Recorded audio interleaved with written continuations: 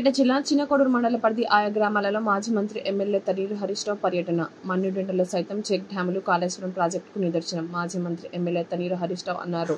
మండల పరిధిలో గోనెపల్లి, ఇబ్రహీంనగర్, రామునిపట్నం, రామన్నపల్లి గ్రామాలలో పంట నష్టపోయిన పొలాలను పరిశీలించి రైతులను పరామర్శించారు.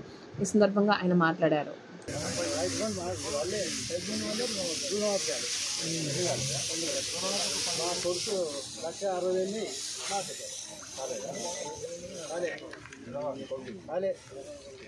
ఎంత భూమి ఉంది?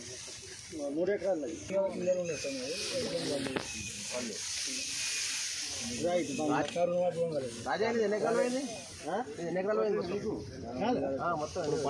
పన్నెండు ఎకరాలు మొత్తం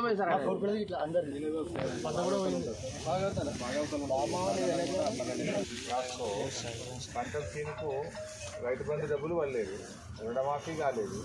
ఇప్పుడు వరదల వరకు పంట నష్టం 3 దెబ్బలు.